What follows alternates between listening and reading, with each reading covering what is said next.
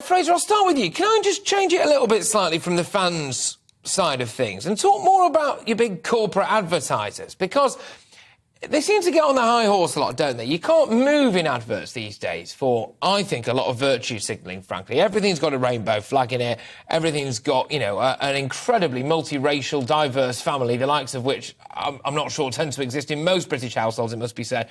But the idea of going and touting your wares in a banner in a stadium that was built by, in some cases, dead slaves in a country where it's illegal to be gay, I would have thought that some of those companies should be not there, not advertising. Your views?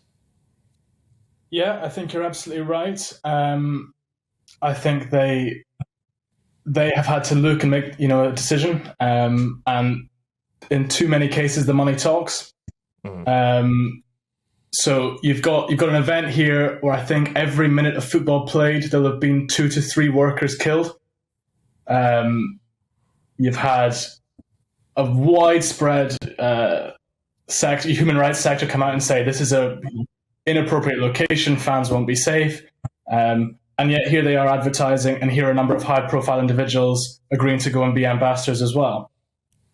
Yeah, well, that's another thing, isn't it? And I thoroughly enjoyed watching Gary Neville have his pants pulled down on Have I Got News For You over this very issue. But I'm joined as well, of course, by Harry Harris. And Harry, can you remember a tournament where politics and sport have been so intermingled? Yeah, yes, more or less all the time. I've covered 4 or 5 World Cups. You know, you go back to 1986, I was there in Mexico.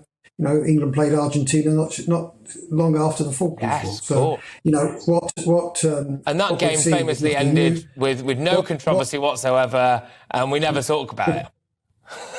Well, all point I would make is, hands up, I can't find a single person who thinks this is the right place and right time and right conditions in which to play a World Cup. Not one single person, certainly not in this country, probably not in Europe.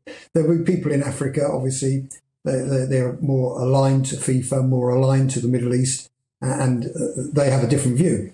But what we have at the moment is fans going to a World Cup. I mean, it's not the first time. It goes back quite some way anyway. Yeah. You know, these tournaments aren't for the fans. Let's make no mistake. You know, anyone must be pretty naive to think that the fans count in this world of high finance where, as the other guy rightly said, you know, money talks. And this is clearly a decision taken by people who took backhanders to make the decision. It's corrupt. No one in their right 100%. mind would have 100%. Blatter now says it was a wrong decision.